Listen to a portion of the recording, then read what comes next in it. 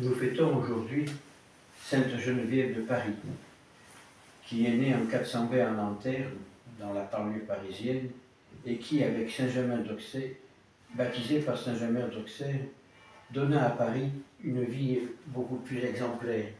Elle a libéré Paris d'Attila et de tout ce qui venait par la prière. Et elle est représentée à Paris par une statue faite par M. Boutliquet, qui a été propriétaire ici, et par la croix, elle a chassé les Huns, ceux qui venaient détruire Paris. Et elle a, pendant des siècles, protégé la ville de Paris.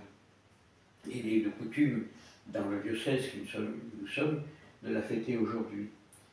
Et Sainte Geneviève a su donner sa vie entièrement consacrée à Dieu, à une époque où il n'y avait pas encore les monastères, il n'y avait pas encore les congrégations religieuses, mais elle a ouvert la porte à une vie de vierge consacrée. Ça a été une des premières vierges consacrées de l'histoire du christianisme.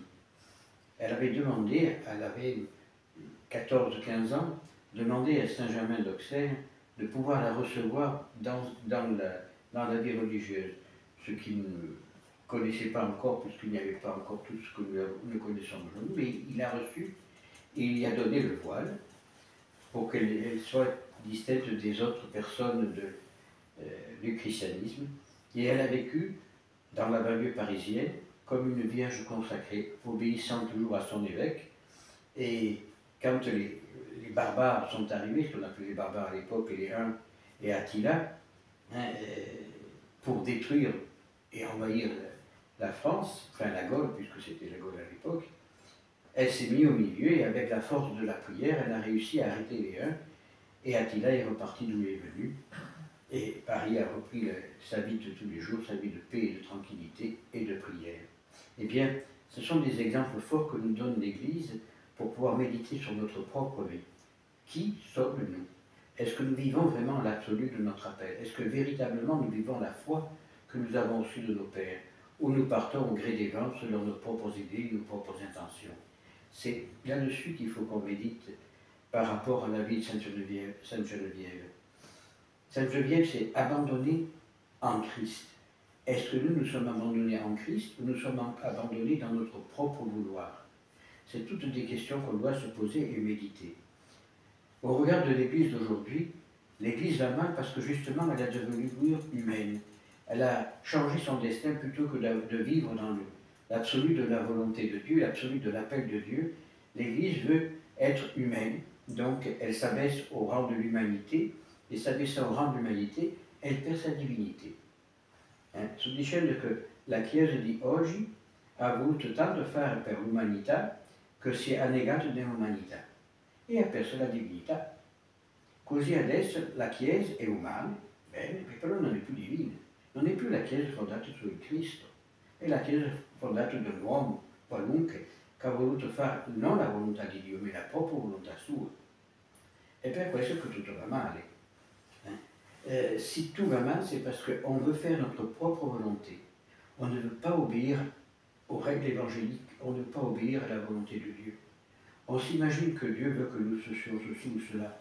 Eh bien, on perd tout. Et le peu que nous avons, le peu de grâce que nous avons reçu, Dieu nous l'enlève. C'est pour ça que tout va mal. C'est pour ça qu'on ne sait plus où on va. Alors, on est triste, on est en dépression, on est ceci, on est cela. Parce que nous ne voulons pas respecter la volonté de Dieu. Tant qu'on n'aura pas compris ça, on aura tout faux. La volonté de Dieu, elle se lit à chaque instant de notre vie. La volonté de Dieu se vit à chaque instant de notre vie. Mais si on n'est pas capable, alors tant pis, on aura perdu sa vie, et quand on arrivera devant Saint-Pierre, il va nous dire « je ne vous connais pas ». Et Dieu, c'est ça la merveille de Dieu, Dieu nous laisse libres. Nous sommes entièrement libres de vivre de la volonté de Dieu, de notre propre volonté. E questa è la meraviglia di Dio. Dio lascia tutto l'esempio libero. O facciamo la volontà di Dio e andiamo con la sua volontà, o facciamo la nostra volontà e andiamo con la nostra volontà.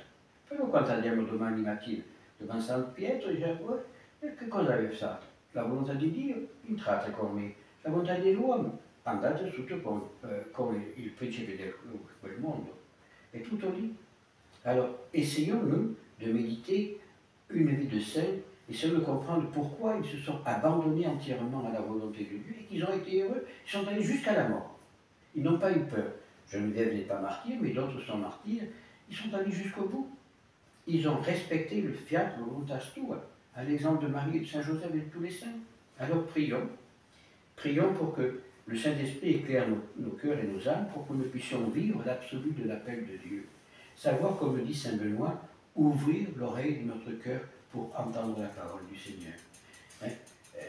Sto dicendo che San Benedetto ha detto una cosa per me, dal mio punto di vista, saper aprire l'orecchio del cuore per sentire parlare Dio. E Dio parla. Dio nous dit que tutto il giorno una parola. Sei noi che non vogliamo sentire la sua parola. E c'est noi che abbiamo mettere des tappo alle orecchie per non sentire parlare. E se non vogliamo sentire parlare, Dio va via. E se Dio va via, rientra il diavolo. È tutto lì la questione. Si nous ne voulons pas écouter la volonté de Dieu, c'est nous faisons la volonté du diable. Et c'est là où tout va mal, c'est là où nous rentrons en dépression, nous sommes déprimés, nous recherchons tant de mille autres choses. Alors demandons, par l'intercession de Sainte Geneviève, de vivre l'absolu de l'appel de Dieu, selon la volonté de Dieu et non la nôtre, ainsi soit-il.